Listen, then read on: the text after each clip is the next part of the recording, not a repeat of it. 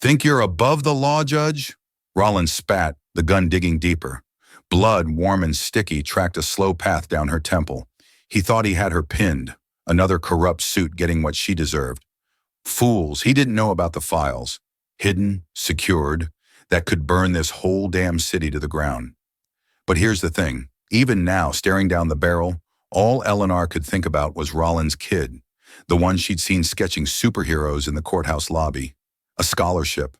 That's what that kid needed. This wasn't just about escaping. It was about him. They have no idea how her quiet kindness will change everything. Absolutely none. He had no idea who she really was. And she realized as sirens wailed in the distance that might be her only advantage. Before we dive into this shocking story, let me know where you're watching from in the comments below. Hit that like button and subscribe to join our community of truth seekers. How would you react if you witnessed this injustice happening right in front of your eyes? Let's find out what led to this terrifying moment and how Judge Mitchell fought back against a system designed to silence her. Judge Eleanor Mitchell had earned her reputation as one of the most respected federal judges in the Eastern District of Michigan over 20 years on the bench. At 53 years old, she commanded respect in her courtroom with unwavering fairness and legal brilliance that even her occasional critics acknowledged. Today, however, was not a day for courtrooms and legal proceedings.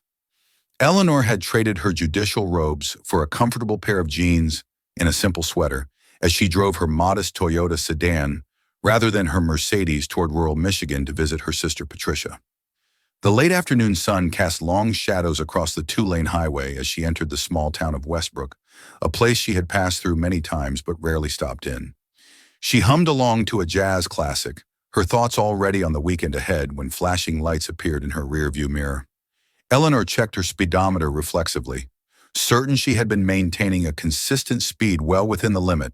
Still, she signaled properly and pulled to the shoulder, lowering her window and placing both hands visibly on the steering wheel, just as her father had taught her decades ago. Two officers approached, one on each side of her vehicle, hands conspicuously resting on their holstered weapons. The stance seemed unnecessarily aggressive for a routine traffic stop, but Eleanor maintained her composed demeanor. The officer at her window, whose nameplate identified him as Rollins, leaned down with an expression that contained not a hint of professional courtesy. His eyes narrowed as he took in her appearance, something shifting in his demeanor that Eleanor recognized immediately from countless encounters throughout her life. Officer Rollins spoke with exaggerated slowness, as if addressing someone who might not understand English well. License and registration. Now the abrupt command lacked even the pretense of respect. Eleanor responded calmly, "Good afternoon, officer. May I ask why I was pulled over?" The second officer positioned at the passenger window, and whose nameplate read, Bennett, scoffed audibly. Rollins' face hardened. "You were doing 40 and a 35.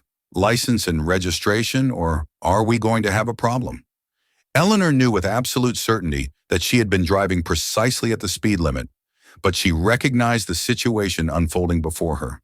She had witnessed it countless times in her courtroom, had heard the testimony of dozens of black defendants whose routine traffic stops escalated into something far more sinister.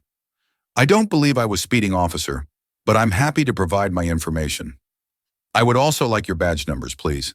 This simple, legally appropriate request triggered an immediate reaction.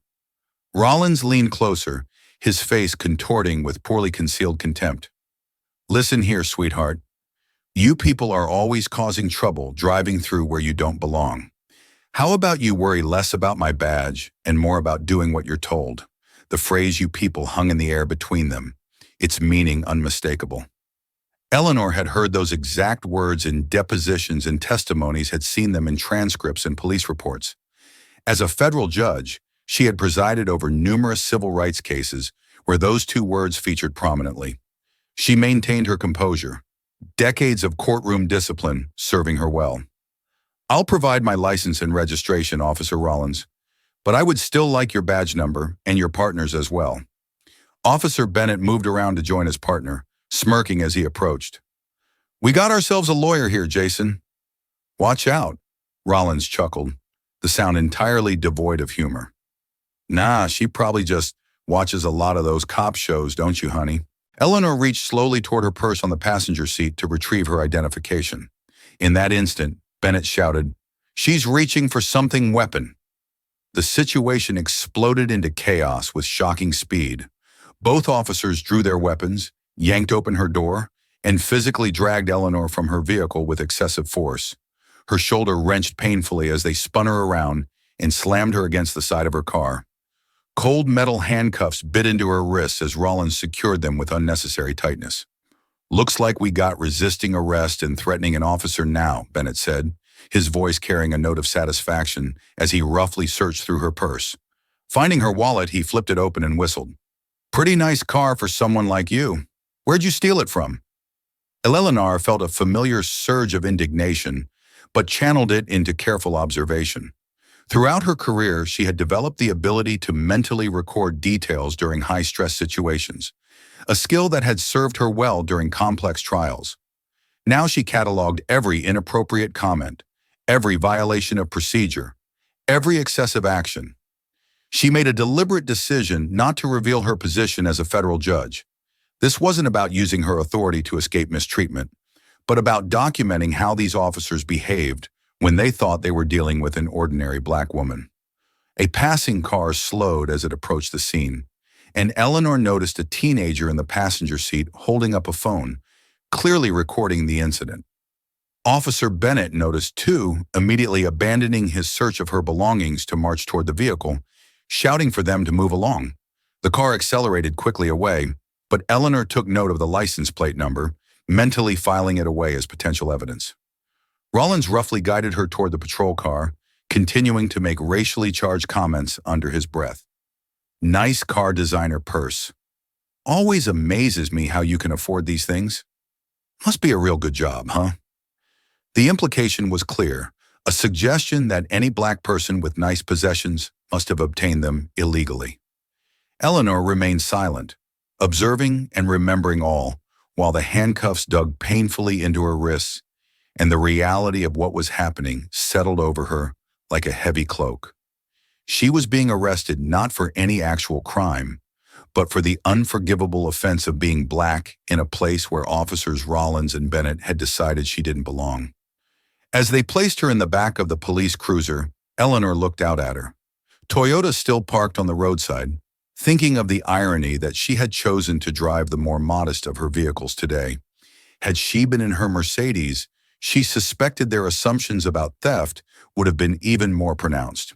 The cruiser pulled away from the scene, carrying Eleanor toward the Westbrook police station, and an encounter that would ultimately expose a depth of corruption she could never have anticipated. The Westbrook police station appeared as though it hadn't been renovated since the 1970s, with dingy fluorescent lighting casting a sickly pall over cracked linoleum floors and water-stained ceiling tiles. Eleanor noted these details with the same careful attention she applied to the more troubling aspects of the station's interior, particularly the Confederate flag coffee mug on one desk and the vintage whites-only sign displayed as what appeared to be an office decoration framed as though it were a valued historical artifact rather than a shameful relic. The officers led her through a processing area where she received contemptuous glances from other uniformed personnel who barely looked up from their work. No one questioned the sight of a middle-aged woman in handcuffs being roughly guided toward the holding cells, suggesting this was far from an unusual occurrence in Westbrook.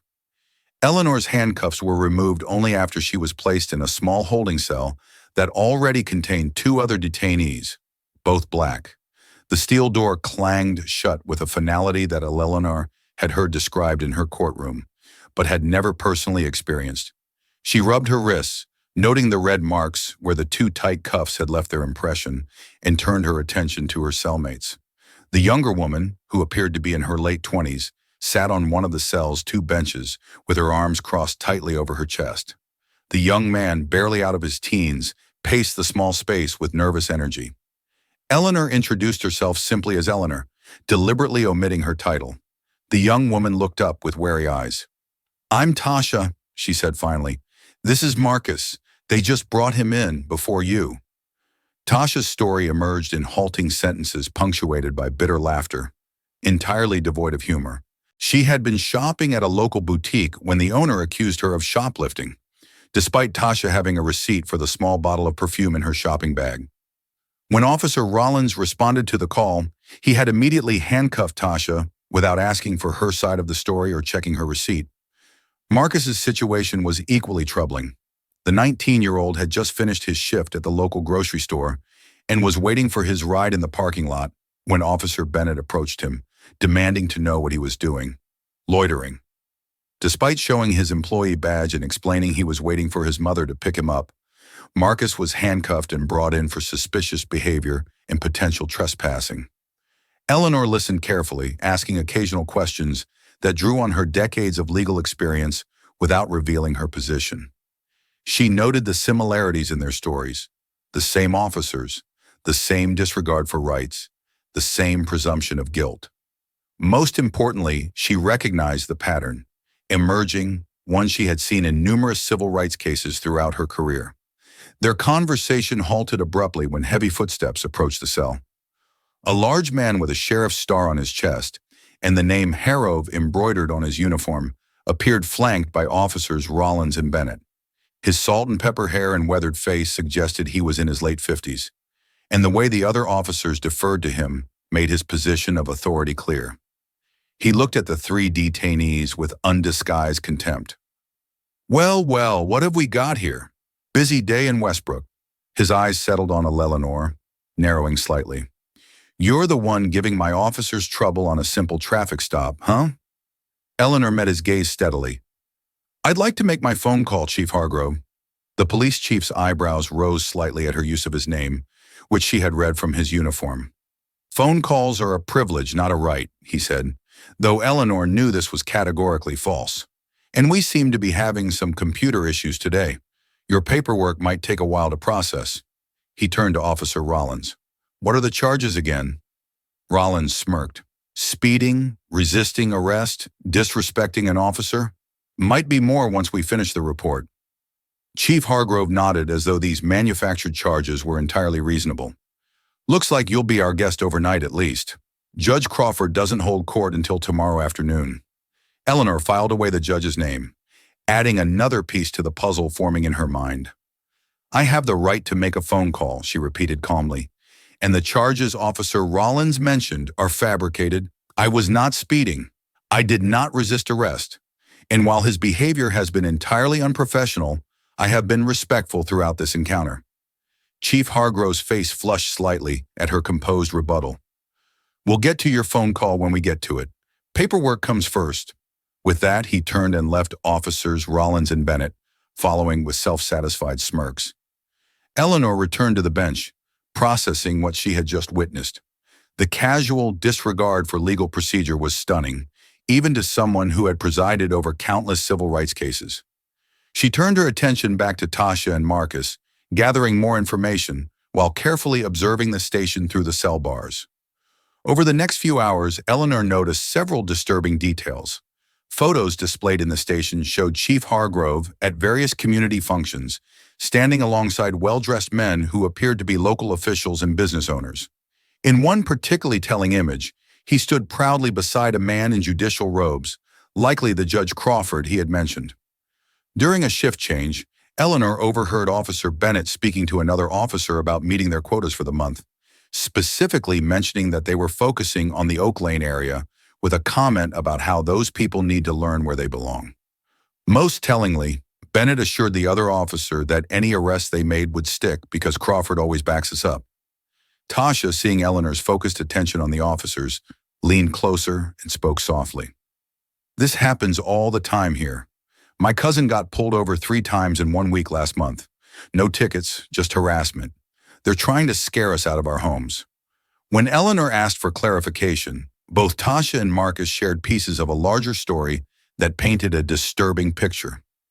The historically Black Oak Lane neighborhood was being systematically targeted by police, with residents subjected to constant stop citations for minor or non-existent code violations and intimidation. Meanwhile, a major development project led by someone named Victor Crane was buying up properties in the area at below market rates. "My grandmother got offered half what her house is worth," Marcus explained.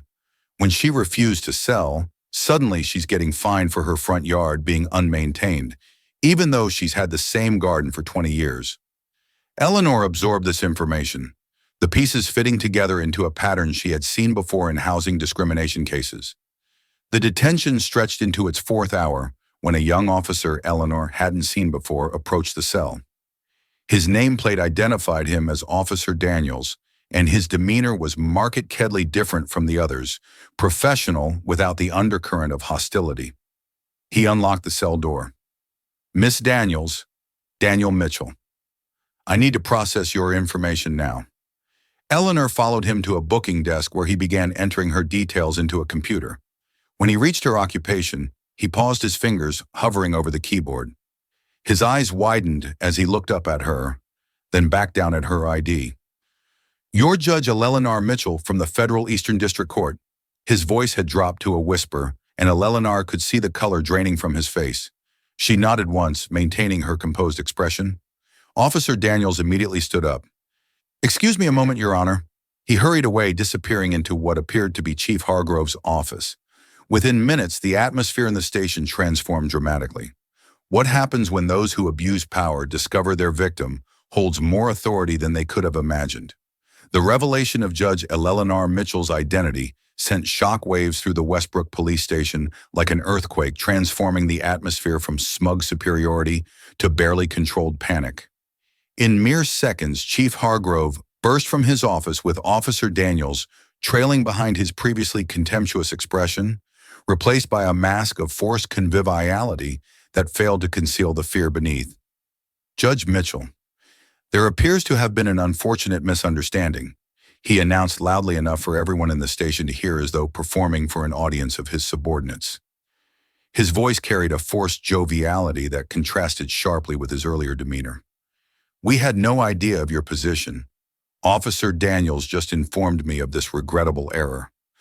Eleanor observed the chief's performance with the same impassive expression she maintained in her courtroom during particularly dubious testimony.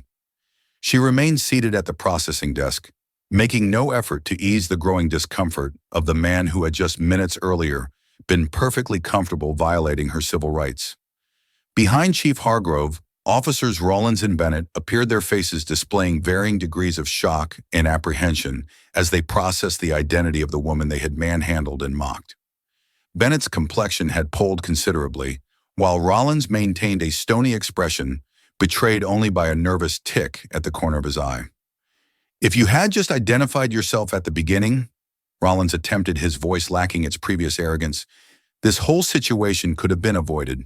The implication was clear and reprehensible, that constitutional rights were conditional upon status rather than inherent to all citizens. Eleanor finally spoke, her voice carrying the measured authority that had earned her respect in federal courtrooms for over 2 decades. "The treatment I received should not happen to any citizen regardless of their position." She maintained her deliberate strategy of minimal engagement, revealing nothing of her intentions while mentally documenting every reaction, every hastily exchanged glance between officers, every attempt at damage control. The station had erupted into frantic activity around her, with officers hurriedly straightening their uniforms and clearing Confederate memorabilia from desks. Paperwork that had been delayed suddenly materialized, with Officer Daniels processing her release forms with trembling hands. Chief Hargrove's phone appeared to be ringing constantly, and Eleanor noted his repeated assurances to someone that the situation was contained and being handled appropriately. Most telling was the arrival of a silver-haired man in an expensive suit who hurried through the station doors approximately 20 minutes after her identity had been revealed. His commanding presence and the immediate difference shown by even Chief Hargrove identified him as someone of significant local importance before he even introduced himself. "Judge Mitchell, I'm Samuel Crawford, Westbrook County Judge." He extended his hand, which Eleanor briefly shook, while noting the heavy signet ring and manicured nails that spoke of privilege and power. "I came immediately upon hearing about this unfortunate incident. Please accept my personal apologies for this misunderstanding. Rest assured, we take these matters very seriously in Westbrook." Judge Crawford's practiced smile never reached his eyes, which remained calculating as he assessed the potential damage to himself and his associates. "Perhaps we could speak privately in my chambers. I'm sure we can resolve this situation discreetly. one judicial professional to another. Eleanor maintained her strategic silence, offering only a non-committal acknowledgement of his presence while requesting the return of her personal belongings. She watched carefully as Officer Bennett retrieved her purse from an evidence locker, noting how he attempted to surreptitiously reorganize its contents, likely removing any trace of their previous rough handling and search. As she waited for the completion of her release paperwork, Eleanor witnessed a scene that confirmed her suspicions about the systemic nature of the discrimination in Westbrook. Through the station's glass doors, she observed two officers escorting an elderly black man in handcuffs, his dignity stripped away by their rough handling and loud, demeaning comments about a supposed code violation at his property. The officers froze momentarily upon entering the station and seeing Judge Crawford standing with Eleanor, clearly uncertain how to proceed with their typical treatment of detainees while under potential judicial scrutiny. Judge Crawford quickly motioned for them to use a side entrance, his gesture betraying the routine nature of such arrivals at the station. Eleanor made her sole request during the release process, asking to use the station's phone since my cell phone battery has died. This fabrication allowed her to place a call to her judicial clerk, David, using carefully coded language that would appear innocuous to anyone listening, but would initiate a discreet investigation through channels that would not alert local authorities. David, I'll be delayed in reviewing the Hampton discrimination briefs. Please begin preliminary research on recent similar cases in rural jurisdictions, particularly regarding traffic stops and property disputes in historically black neighborhoods. David, well-versed in her methodical approach to cases, would understand that she was identifying a pattern of discrimination requiring investigation. As Eleanor finally prepared to leave the station, Chief Hargrove made a final attempt at damage control, offering to personally drive her anywhere you need to go with an obsequious smile that poorly masked his desperation. That won't be necessary, Eleanor replied, maintaining the composed demeanor that had served her well throughout the ordeal. I prefer to drive myself. The chief's relief at her apparent acceptance of the situation was palpable, though premature. As she walked toward the exit, Judge Crawford fell into step beside her, lowering his voice to a near whisper. I do hope we can keep this matter between us, Judge Mitchell. These small-town departments sometimes lack the sophistication of federal agencies, but they mean well. A formal complaint would only burden our already strained municipal resources. Eleanor met his gaze directly, her expression revealing nothing of her thoughts. I'll certainly give this incident all the attention it deserves, Judge Crawford. His momentary relief at her diplomatic response showed how completely he misunderstood both her character and her intentions. Have you ever witnessed someone in authority abuse their power, only to later discover they picked the wrong person to mess with? Type number 1 in the comments. If you believe Judge Mitchell should pursue justice not just for herself, but for all the victims of this corrupt system, what would you do if you were in her position? Would you use your authority to address just your own mistreatment?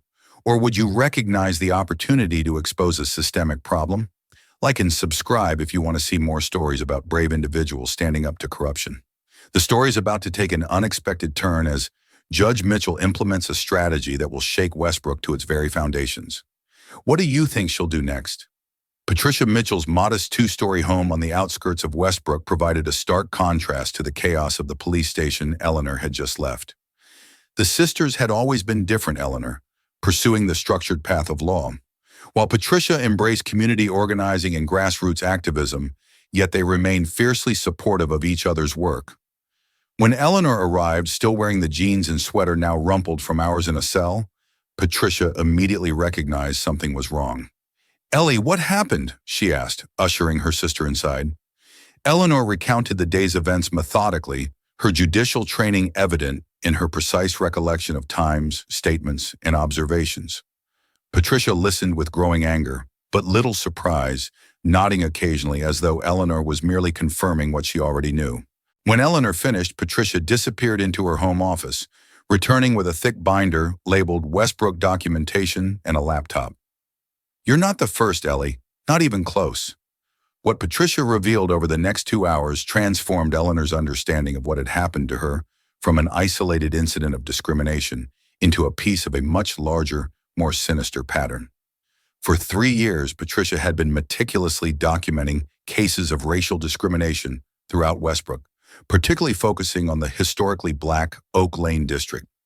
Her binder contained dozens of interviews transcribed and notarized photographs of questionable police interactions, statistical analyses showing disproportionate arrest rates for black residents, and documentation of property seizures and code enforcement actions that almost exclusively targeted non-white homeowners.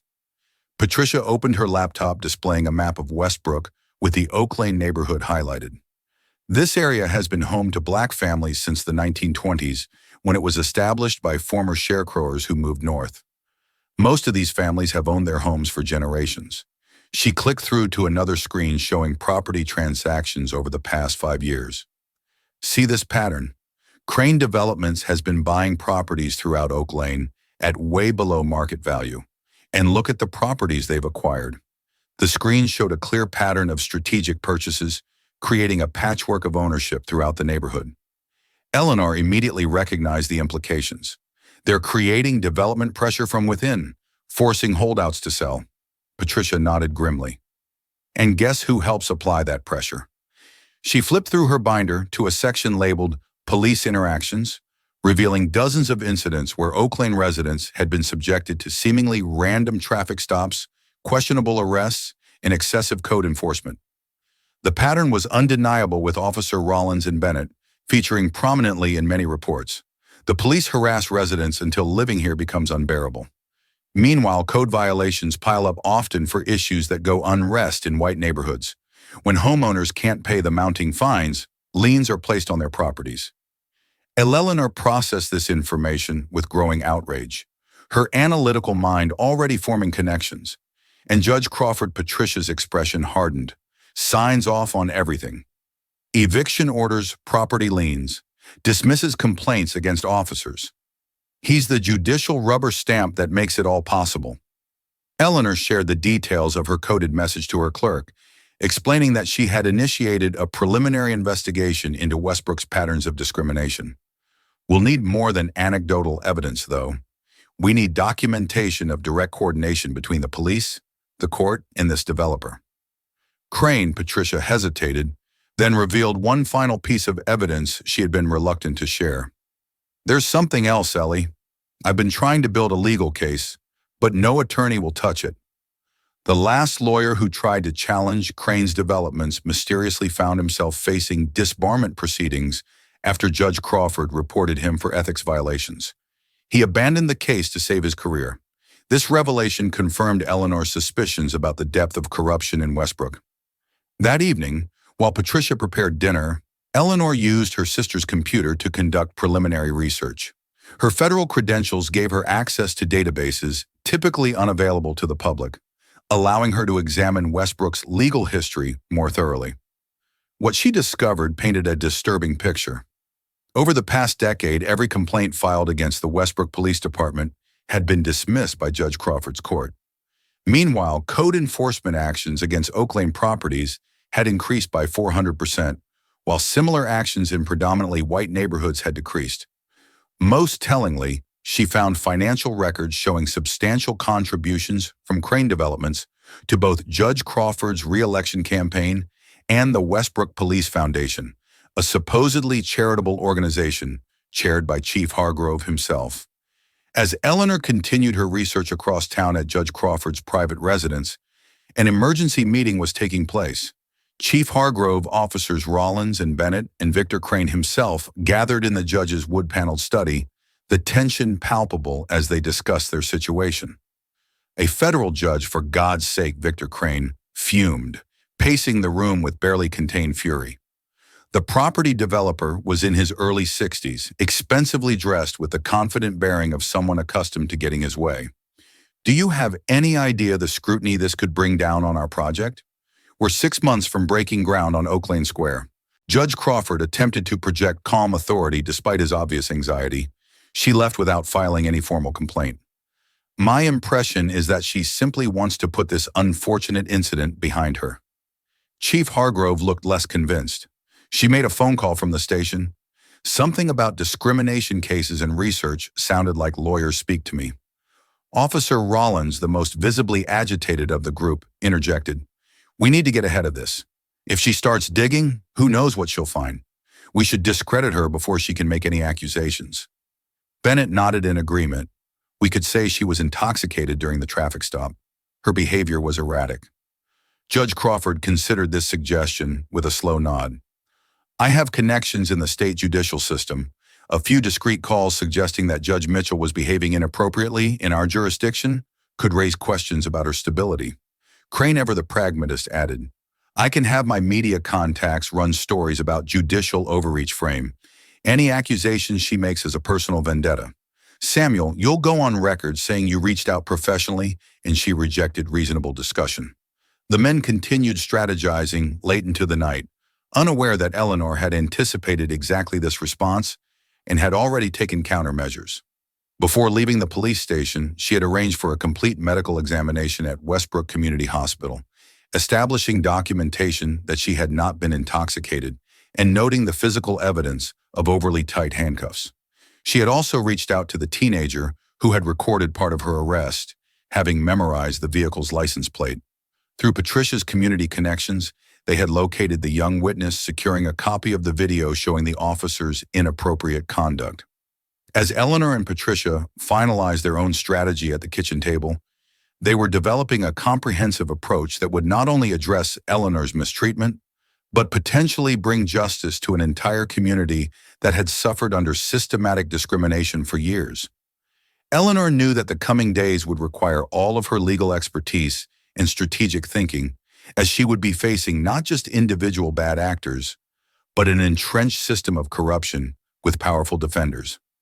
She was prepared for the fight ahead, not just for herself, but for Tasha, Marcus, and countless others who had faced similar discrimination without the protection of a federal title. The coordinated attack began the very next morning with precision that confirmed Eleanor's suspicions about the depth of the conspiracy. The Westbrook Gazette's front page featured a headline that left little room for subtlety. Federal judge detained after erratic driving officials concerned about behavior.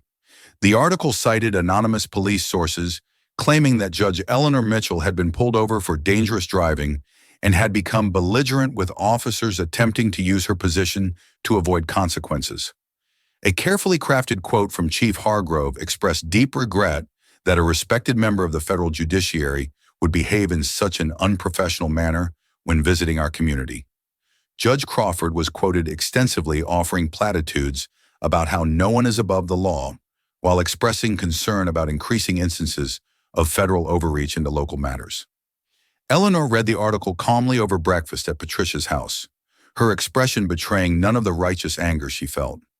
Patricia was less composed. This is their playbook. Character assassination followed by systematic isolation. They'll come after your sister next. Just watch. Patricia's prediction proved accurate with unsettling speed.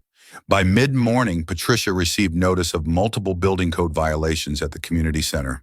She operated violations that had mysteriously materialized overnight, despite the facility having passed inspection just 3 months earlier. The notice threatened closure within 48 hours, unless unspecified critical safety issues were addressed. Meanwhile, Eleanor received increasingly concerned calls from colleagues in the federal court system who had seen the news reports. Most expressed support, but cautious concern, while a few more politically connected judges suggested she resolve the matter quietly to avoid institutional embarrassment. By afternoon, Eleanor learned that both Tasha and Marcus were experiencing direct retaliation.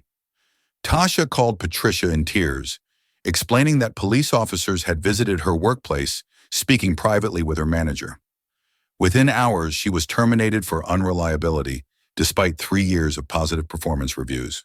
Marcus had been arrested again, this time for allegedly selling marijuana, a charge so transparently fabricated that his bail had been set at an amount his family could never afford, ensuring he remained in custody and unavailable to corroborate Eleanor's account of their shared detention. Eleanor's strategic patience was tested when her initial complaints to state authorities about Westbrook's police conduct were met with bureaucratic delays and requests for additional documentation, suggesting the corruption extended beyond the town's borders. Judge Crawford's connections in the state judicial system were evidently being activated, creating institutional resistance to her efforts. That afternoon, Eleanor and Patricia met with civil rights attorney Damon Reynolds in his modest office 30 miles from Westbrook, far enough away to avoid immediate detection by Crawford's network. Reynolds, a dedicated attorney in his early 40s who had spent his career fighting discrimination cases, looked exhausted as he reviewed the evidence they had gathered. "I've been trying to build cases against Westbrook for 7 years," he admitted, gesturing to a wall of files labeled with dates and case names. 23 separate instances of clear civil rights violations, each one dismantled through witness intimidation, evidence tampering, or judicial dismissal. Reynolds pulled several files spreading photographs, affidavit, and court transcripts across his desk. 3 years ago, I represented a black business owner whose property was seized after fabricated health code violations.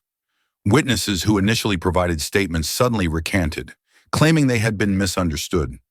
Judge Crawford dismissed the case for lack of evidence.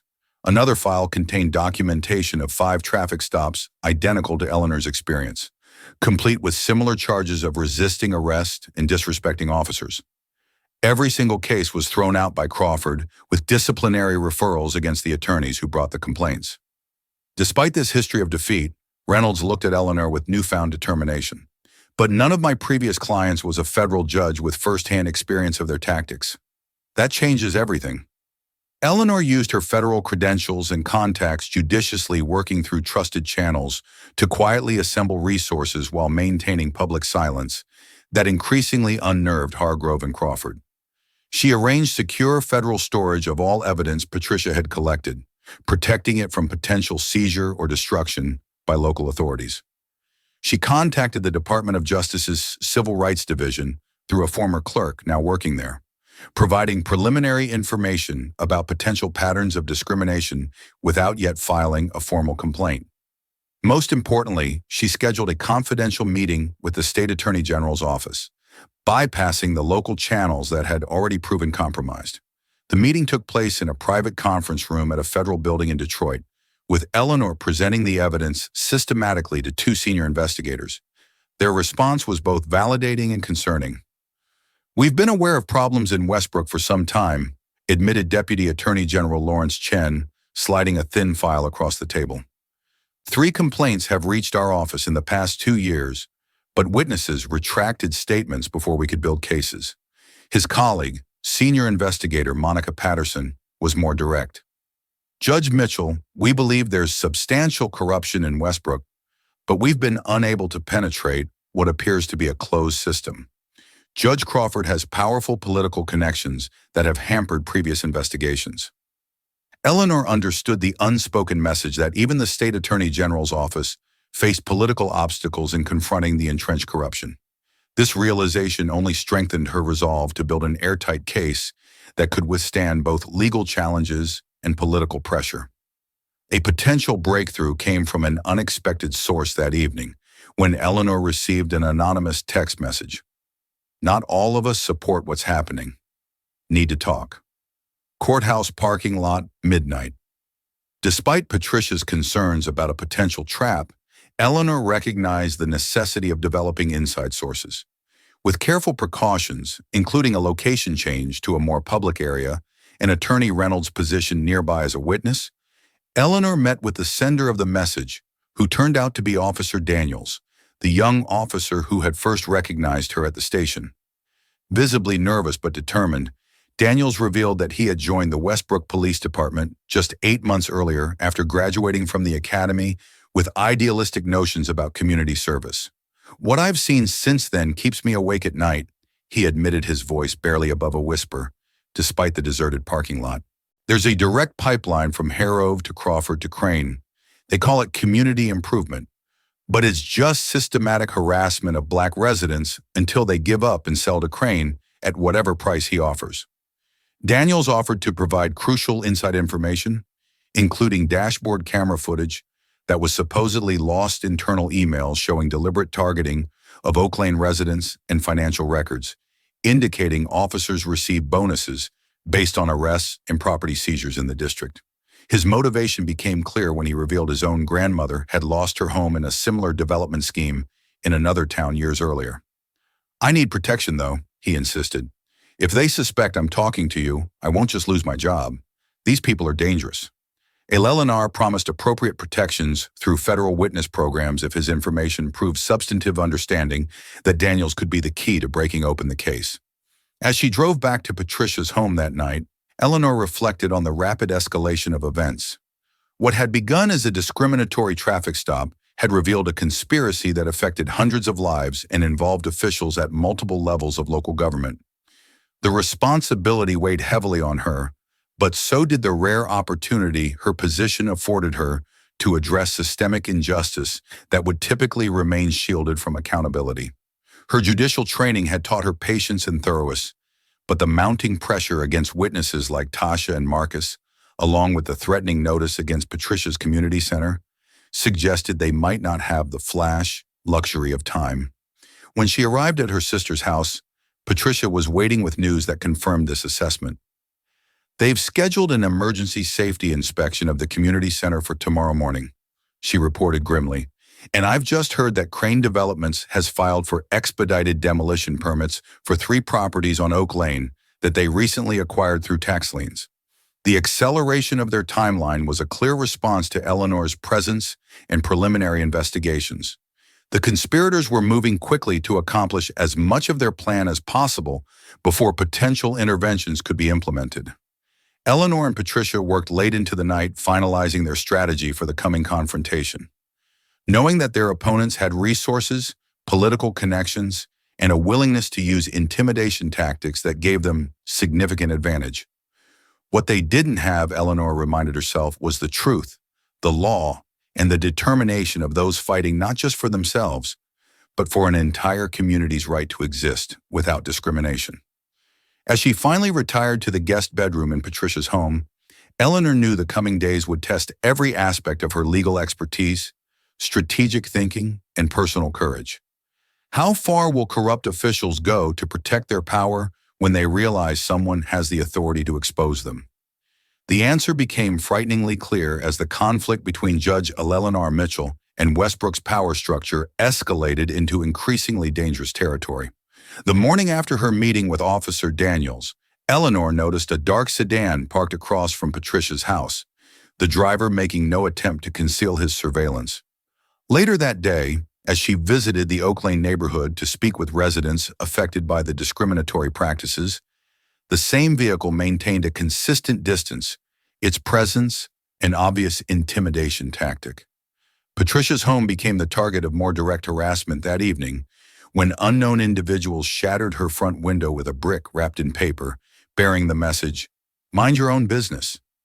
The local police response was tellingly delayed, with officers arriving nearly 2 hours after Patricia's call and conducting only a cursory investigation before suggesting that kids in the neighborhood were likely responsible.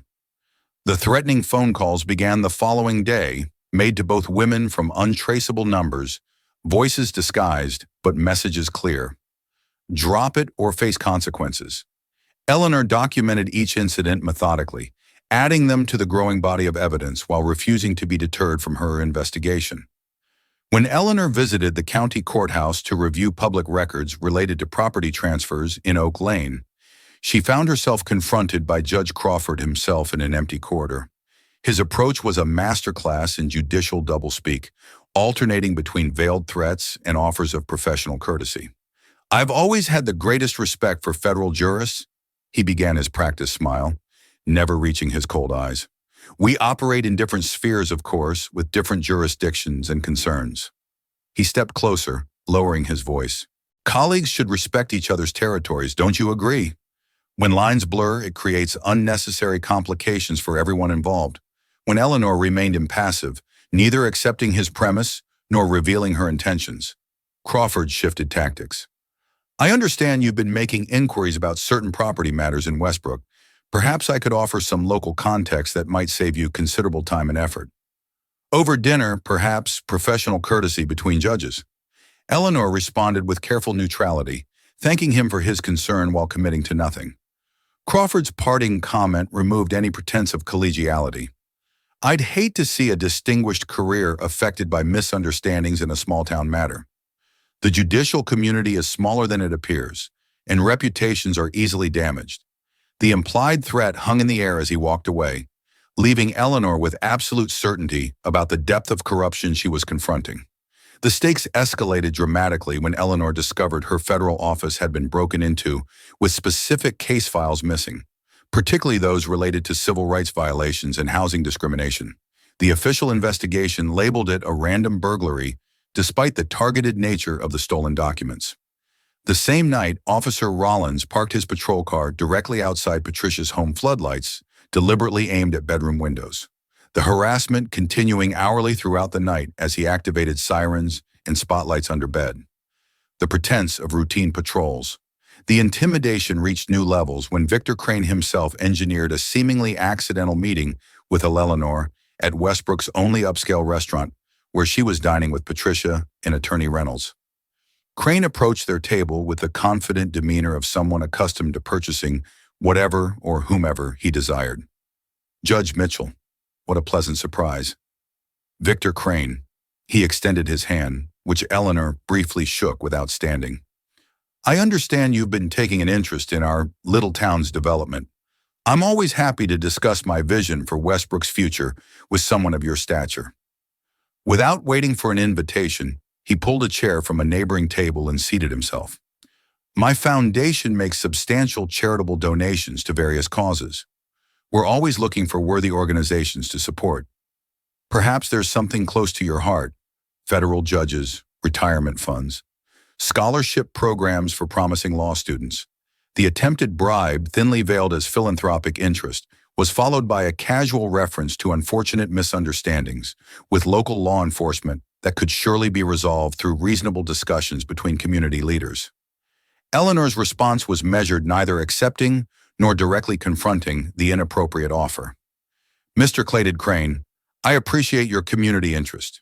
If you'll excuse us, we were just finishing our meal. Crane departed with a knowing smile that suggested he believed financial incentives could eventually resolve any potential problems. Eleanor recognized that her investigation had rattled Westbrook's power structure enough to prompt direct intervention from the man, ultimately benefiting from the discriminatory practices. Following this escalation, Eleanor implemented a strategic feint, deliberately suggesting to Patricia during a conversation in her home, which they now assumed was under surveillance, that perhaps they should reconsider their approach. This is becoming more complicated than I anticipated, she said with convincing weariness. There are jurisdictional questions that make my direct involvement problematic. Perhaps we should step back and consider other options. This apparent retreat achieved its intended purpose, creating a false sense of security among the conspirators. Through secure federal channels unavailable to local authorities, Eleanor continued building her case, working with trusted investigators to document the harassment while helping Marcus Tasha and other victims prepare testimony about their Prestas experiences. Her research revealed that Crane's development projects involve federal grant money designated for community improvement, providing additional jurisdictional leverage for potential federal intervention. Most significantly, Officer Daniels proved his value as an informant, providing crucial evidence, including internal emails explicitly discussing population adjustment strategies for Oakland dashboard camera footage from Eleanor's arrests that had supposedly been deleted, and financial records showing direct payments from Crane Developments to a consulting company owned by Chief Hargrove's brother-in-law. These payments corresponded precisely with increased enforcement actions in the Oakland district. The conspirators' belief that Eleanor was backing down emboldened them to accelerate their plans. Patricia received official notice that her community center had failed its safety inspection and would be shuttered within 48 hours. The document cited numerous violations that would cost tens of thousands of dollars to address an impossible sum for the nonprofit organization. More ominously, the notice was accompanied by a demolition application already preliminarily approved by Judge Crawford's court, indicating the building had been slated for destruction long before any inspection took place. This aggressive move confirmed that the timeline for Crane's development plans was advancing rapidly with the community center, representing a final significant obstacle to complete control of the Oakland district. As Eleanor reviewed the falsified inspection reports, she recognized that they could no longer afford the luxury of a prolonged investigation. The corruption in Westbrook had become a clear and present danger to the community she was trying to protect. requiring immediate and decisive action. Do you believe corrupt officials should face consequences even when they hold powerful positions? Type number 1 in the comments if you think accountability should apply to everyone, regardless of their status. This story shows how discrimination operates not just through individual acts, but through coordinated systems of power. Like and subscribe if you want to see more content exposing injustice and celebrating those brave enough to fight it. As Judge Mitchell prepares to spring her trap on Westbrook's corrupt power structure, what do you think will happen next? Will her careful planning be enough to overcome the entrenched system of discrimination? Or will powerful connections protect those responsible? The most dangerous phase of her plan is about to begin. The most dangerous chess moves often appear as retreats to the untrained eye. Judge Eleanor Mitchell orchestrated just such a deception when she publicly announced her recusal from any matters involving Westbrook due to her unfortunate misunderstanding with local police. The formal statement released through proper judicial channels expressed her desire to avoid any appearance of personal bias given her recent interaction with Westbrook authorities. To the conspiratorial power structure of Judge Crawford, Chief Hargrove, and Victor Crane. This announcement represented complete victory confirmation that their intimidation tactics had succeeded in forcing a federal judge to back down. The celebration began almost immediately. Judge Crawford called an impromptu gathering at his lavish home, where Chief Hargrove arrived with an expensive bottle of scotch and a self-satisfied smile. "Told you she'd fold."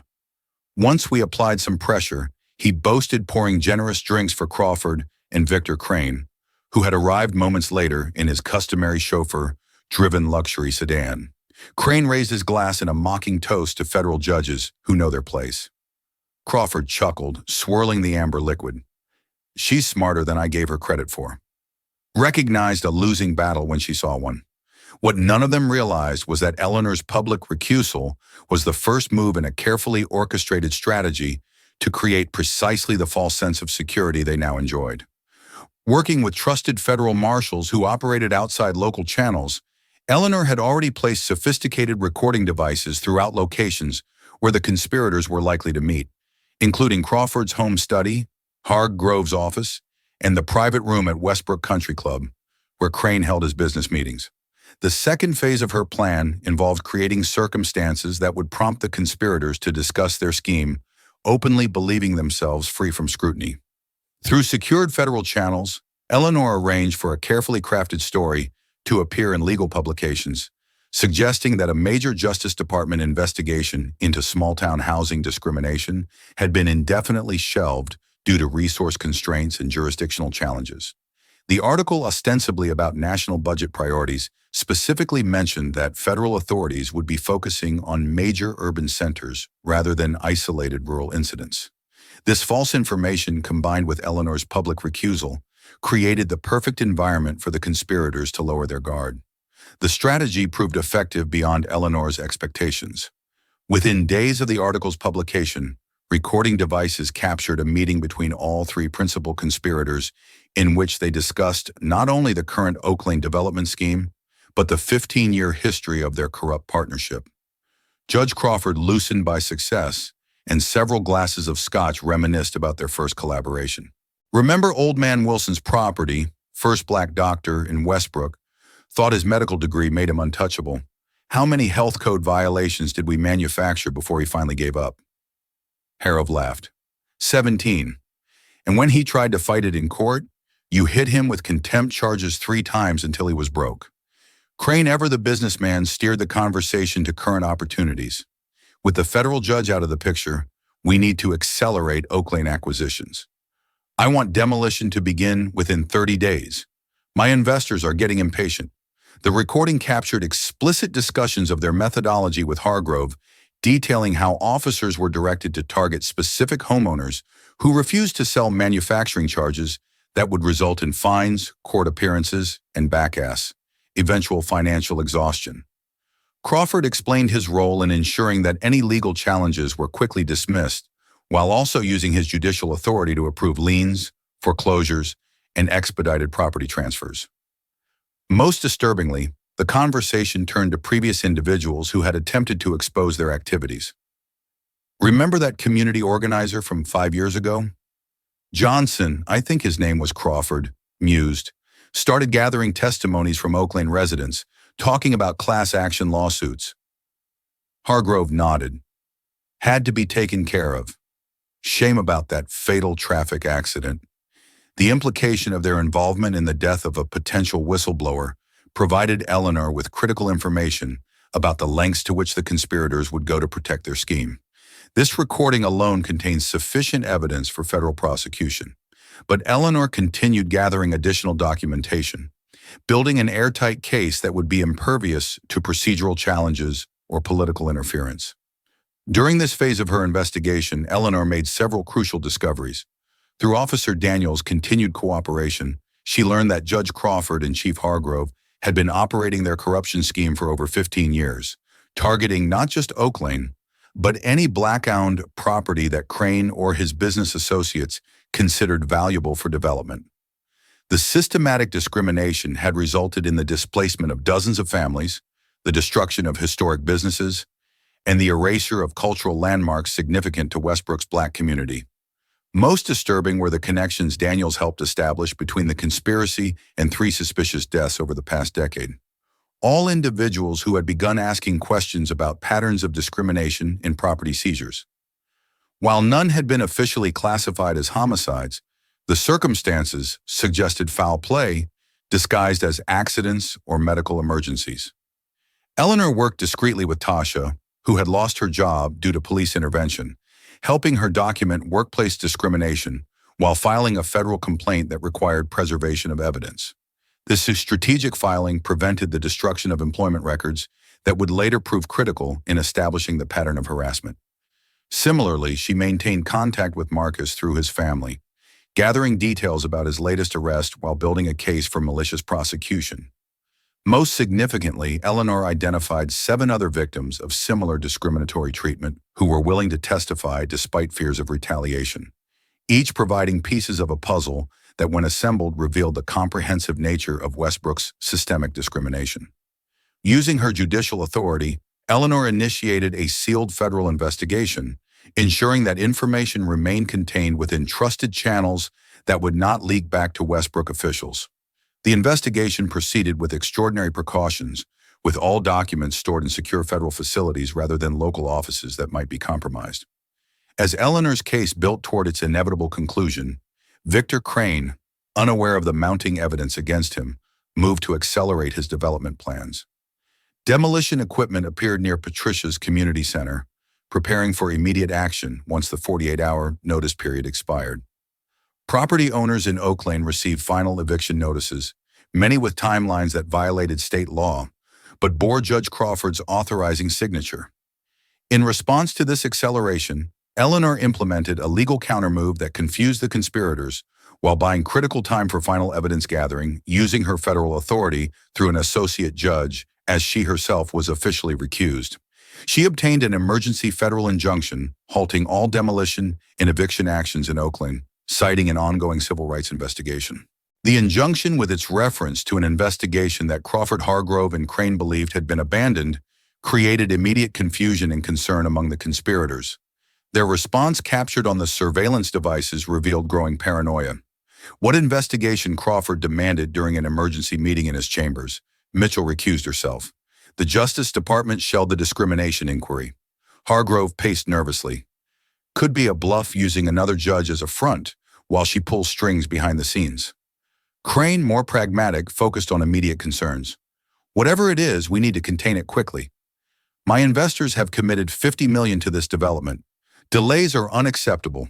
Their discussion turned to Eleanor herself with Crawford, suggesting they needed more permanent solutions to the Mitchell problem. This ominous turn confirmed Eleanor's assessment of the danger they posed and accelerated her timeline for intervention. Within hours of this recorded conversation, Officer Daniels contacted Eleanor through their secure channel with an urgent warning. They're planning something against you. Rollins and Bennett were called to a private meeting with Hargrove. When they came out, they were gathering surveillance equipment and checking out an unmarked vehicle. This intelligence prompted Eleanor to make final preparations for the culmination of her strategy, a controlled confrontation that would force the conspirators to reveal themselves fully while ensuring her own safety.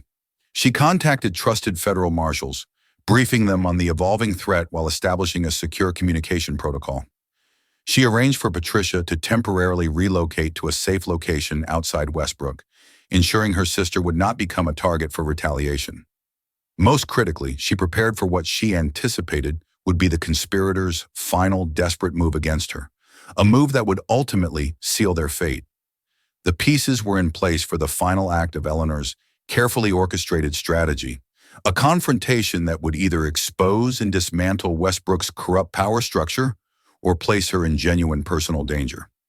As she made her final preparations, Eleanor reflected on how a simple traffic stop motivated by racial bias had revealed a conspiracy spanning decades affecting countless lives and protected by those sworn to uphold the very laws they systematically violated. The magnitude of the corruption only strengthened her resolve to see justice done not just for herself, but for every victim of Westbrook's discriminatory practices who had lacked the power and position to fight back effectively. The abandoned Wilson property at the edge of Oak Lane provided the perfect setting for Eleanor's trap. Once the home of Westbrook's first black physician, the historic structure now stood empty, another casualty of the town's discriminatory practices. Thick woods surrounded the property on three sides, offering concealment for the federal marshals Eleanor had positioned strategically around the perimeter. As dusk settled over the overgrown yard, Eleanor parked her car in the circular driveway, making no attempt to hide her presence. She had arranged for a trusted journalist to leak information about a meeting between herself and a confidential informant at this location, knowing the conspirators' surveillance would quickly detect her movements. The weathered porch creaked under her feet as she entered the house, taking position in what had once been an elegant front parlor. 4 concealed cameras had been installed earlier that day, providing complete coverage of the room while transmitting to a secure federal location. Eleanor checked her watch, knowing that patience would be her ally in the coming confrontation. She had deliberately chosen not to carry a weapon, understanding that any appearance of threat on her part would undermine the legal case she was building. She didn't wait long. Headlights swept across the room's faded wallpaper as a vehicle approached, slowly parking behind her car to block any potential escape. Through the dusty window, Eleanor observed officers Rollins and Bennett exiting an unmarked police car, their movements betraying tension as they surveyed the property. They approached the house with the exaggerated caution of men expecting trouble, hands resting on their holstered weapons. The front door opened without a knock, both officers entering with flashlights that swept the dim interior until they found Eleanor standing calmly in the center of the parlor. Judge Mitchell Rollins began his tone mockingly formal. Interesting place for a meeting. Planning to buy this dump, Bennett remained near the door, effectively blocking the only exit while Rollins advanced into the room. Eleanor maintained her composed demeanor, her voice steady as she responded. Officers Rollins and Bennett. I assume Chief Hargrove knows you're here, the question suggesting knowledge of their coordinated actions, visibly unsettled. Both men. Rollins recovered quickly, a smirk forming as he circled the room. We're just conducting routine patrol. This property has had break-ins. Imagine our surprise finding a federal judge trespassing. Eleanor seized the opportunity to direct the conversation. I find it interesting that of all the vacant properties in Westbrook, you focus particular attention on those in Oak Lane, especially properties whose owners have refused to sell to Victor Crane. The specific reference to Crane triggered an immediate reaction, Bennett exchanging a quick glance with Rollins that confirmed their connection to the developer. Don't know what you're talking about, Rollins replied, his casual tone, contradicted by his increasingly aggressive posture. But since you brought it up, we've been hearing concerns about a federal judge overstepping her authority, harassing local officials, making accusations without evidence. Eleanor remained motionless as Rollins moved closer, deliberately invading her personal space. In fact, Judge Crawford is very concerned about your mental state, stress of the job getting to you, maybe making you see discrimination where there's just good police work. The mention of Crawford confirmed the judicial connection to her harassment, another piece of evidence captured by the hidden cameras. Eleanor pressed further her strategy to provoke more explicit admissions. I have evidence of systematic discrimination against black property owners in Oak Lane, coordinated between the police department, Judge Crawford's court, and Victor Crane's development company. Bennett finally spoke, his voice tight with anger. Evidence like what? The word of criminals and troublemakers. Nobody's going to believe them over respected officers and a county judge. Eleanor maintained eye contact with Rollins, whose proximity had become overtly threatening. Financial records showing payments from Crane to Harrow's family members coinciding with increased enforcement actions in Oakland. Internal police emails directing officers to target specific properties that refused Crane's offers. Testimony from multiple victims of fabricated charges. Dashboard camera footage from my own arrest that mysteriously disappeared from official records. With each item she listed, Eleanor could see the realization dawning on both officers that her investigation had penetrated deeper than they had believed possible. Roland's demeanor shifted abruptly from mocking to menacing. Sounds like you've been busy. Too busy. Some people might consider that interference with police business. Dangerous hobby, especially in a town you don't understand. The veiled threat hung in the air between them. Eleanor responded calmly. I understand Westbrook perfectly, Officer Rollins.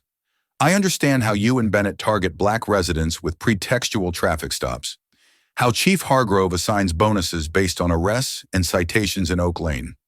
How Judge Crawford dismisses complaints and fast-tracks evictions. How 3 people who asked too many questions about your operation died under suspicious circumstances. The mention of deaths visibly startled both officers, Bennett taking a step forward while Rollins' hand moved to rest on his weapon. You should be very careful about making accusations like that. Judge Rollins said, his voice dropping to a dangerous whisper. People who push too hard tend to have accidents around here, like that community organizer Johnson a few years back. Tragic brake failure. As I recall, the admission captured on multiple recording devices was precisely what Eleanor had been working to elicit. She pressed further, maintaining her composed exterior despite the escalating threat. And Dr. Wilson, the original owner of this house, another accident. Rollins laughed, a cold sound devoid of humor. Heart attack. Very sad. Though the stress of fighting all those code violations probably didn't help his condition, he moved closer still. His intimidation tactics now blatant. You know federal judges have accidents too. Remote roads, single vehicle crashes. Happens all the time. Eleanor met his gaze steadily. Is that what Judge Crawford and Victor Crane have decided? That I need to have an accident? The question was direct, designed to provoke an explicit connection between the officers and their co-conspirators. Bennett shifted uncomfortably, but Rollins had grown overconfident. Crawford thinks you're becoming a liability that needs to be addressed. Crane has development plans that can't wait for legal battles. Hargrove agrees that Westbrook would be better off without your interference. With each word, Rollins was confirming the conspiracy Eleanor had painstakingly documented. His next action escalated the confrontation to its most dangerous point as he deliberately drew his weapon, pointing it directly at Eleanor. So, here's how this ends. Judge Mitchell, you decided to meet an informant at an abandoned property in a high-crime area. Unfortunately, when officers responded to reports of trespassing, you became agitated, threatening. In the resulting confrontation, tragic mistakes were made. Very sad. But these things happen when federal authorities overstep into local matters. Eleanor maintained her remarkable composure, even with the weapon aimed at her. And you believe that story will hold up to federal investigation? Rollins pressed the gun against her temple, recreating the scene from Eleanor's initial hook as he replied with chilling confidence. What investigation? Your recusal is on record. Your reputation will be questioned after Crawford releases his concerns about your mental stability. Any evidence you've collected will be dismissed as the obsessive gathering of a troubled mind. With the gun still pressed against her head, he added mockingly, Not so high and mighty now, are you? It was the moment Eleanor had anticipated the explicit threat and admission of the broader conspiracy captured on multiple recording devices. She responded with 3 words that changed everything. Federal marshals now. The room erupted into controlled chaos as marshals burst through doors and windows, weapons drawn, shouting commands. Rollins was disarmed and restrained before he could react, the shock on his face, indicating he had genuinely believed the location was unobserved. Bennett attempted to flee but was quickly apprehended outside the house. As the marshals secured the scene, Eleanor remained perfectly composed. Years of judicial discipline evident in her unshaken demeanor despite the weapon that had been pressed against her head moments earlier. Simultaneously across Westbrook, coordinated federal teams executed search warrants at the police station, courthouse, and Crane's offices. The operations had been timed precisely preventing any opportunity for evidence destruction once Rollins and Bennett were known to be in custody. At the police station, Chief Hargrove reacted with panic, barricading himself in his office and attempting to destroy documents.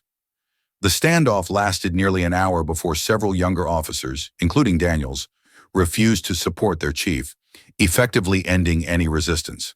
Judge Crawford was apprehended while attempting to flee the jurisdiction, a hastily packed suitcase and offshore banking documents in his possession, providing additional evidence of consciousness of guilt.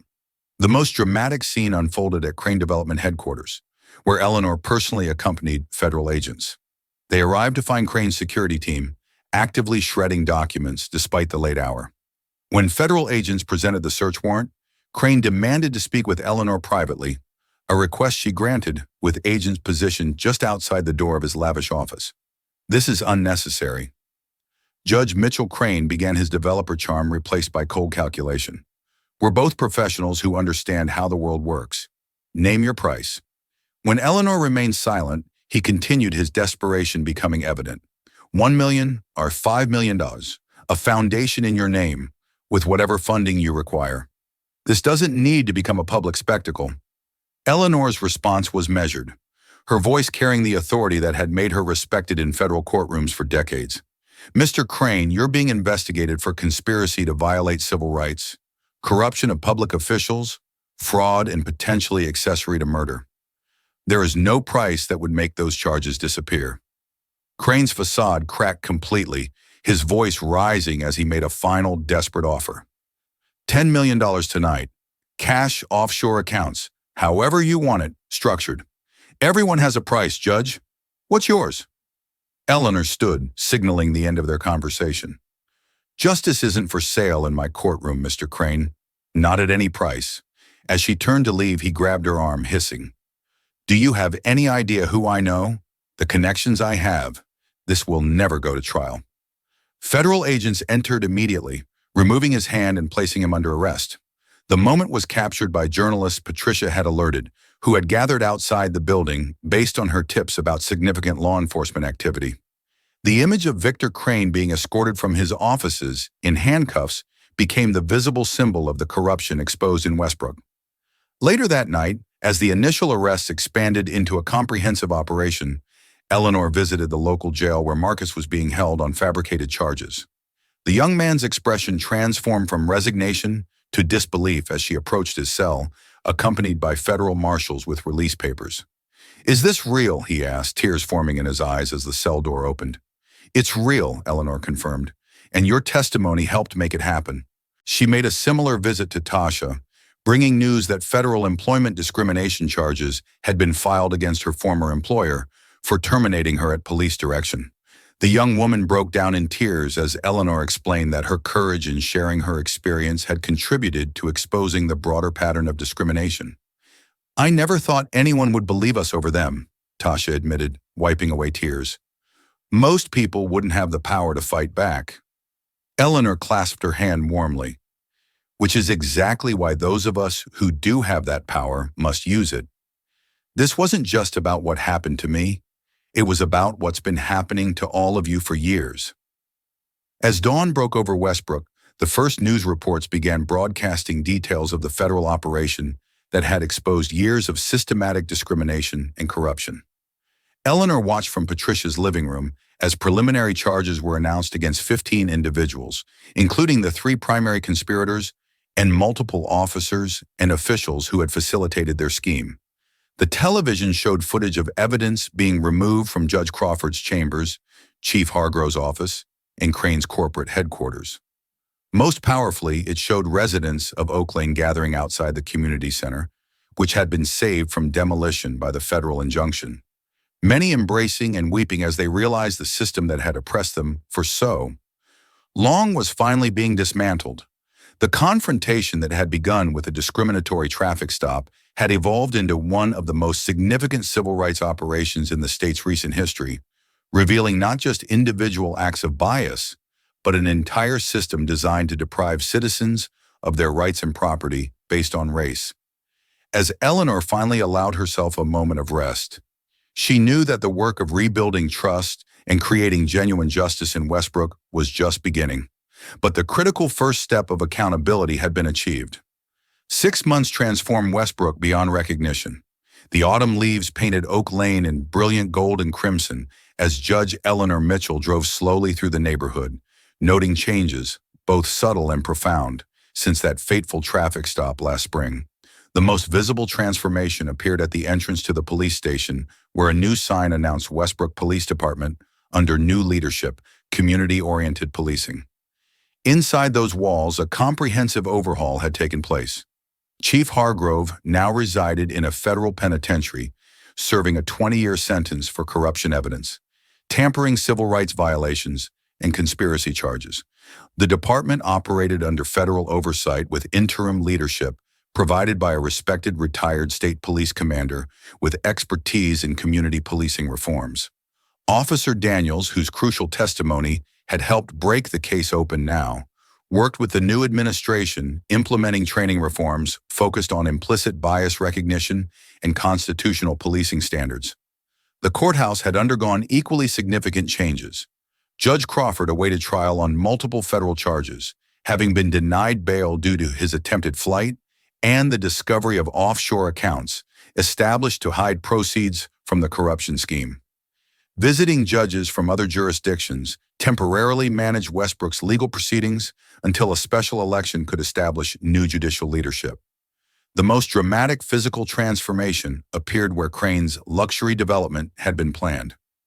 The once powerful developer had declared bankruptcy after federal investigations revealed widespread fraud throughout his business empire. His Oak Square project had been permanently abandoned, with the land now being redeveloped through a community-led initiative championed by Patricia. Eleanor parked outside the community center, now bustling with activity as residents participated in planning sessions for neighborhood revitalization. Inside, she found Patricia directing volunteers, her energy seemingly inexhaustible despite the challenges of the past months. The Historical Society approved our application. Patricia announced as Eleanor entered the Wilson House, and 5 other original Oakland properties will receive historical landmark designation, protecting them from future development pressure. The room contained many familiar faces. Tasha, now employed as the Sense Program Coordinator, led a committee discussing economic development opportunities for the neighborhood. Marcus, preparing for his first semester of law school with Eleanor's mentorship, helped elderly residents navigate paperwork for property restoration grants. Eleanor observed their work with quiet satisfaction, recognizing how adversity had transformed into opportunity for these young leaders. The federal investigation keeps expanding, Patricia noted as they toured the building. 3 more towns with similar patterns have been identified. Your task force is making waves. The Special Federal Task Force examining patterns of discrimination in small towns represented perhaps Eleanor's most significant professional achievement from the Westbrook case. Using Westbrook as the template, investigators had identified similar conspiracies in other jurisdictions, where developers, local officials, and law enforcement worked together to systematically displace minority communities through discriminatory practices. The professional consequences of Eleanor's actions had been mixed.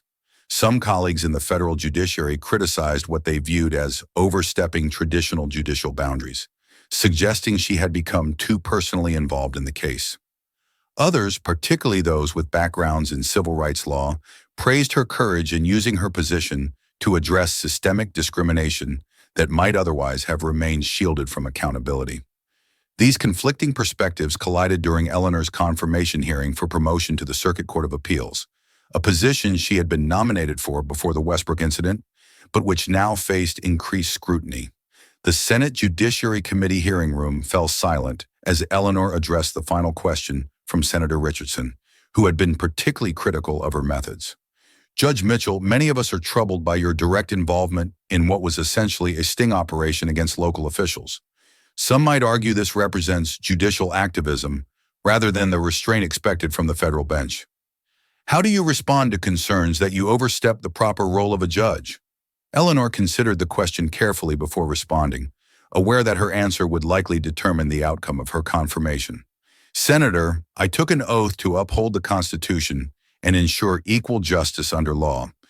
When I personally experienced and witnessed systematic violations of constitutional rights orchestrated by those sworn to uphold the law, I had two choices: to address the injustice using the authority of my position, or to look away because confronting it might be controversial. She paused, looking directly at the committee members.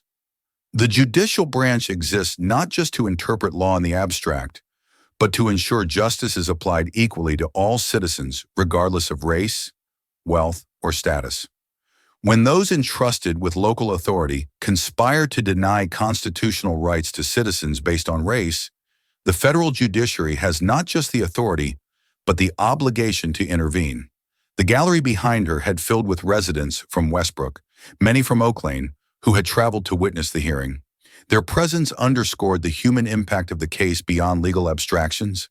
In Westbrook, I witnessed not isolated incidents of bias, but an organized system designed to deprive citizens of their rights and property based solely on race.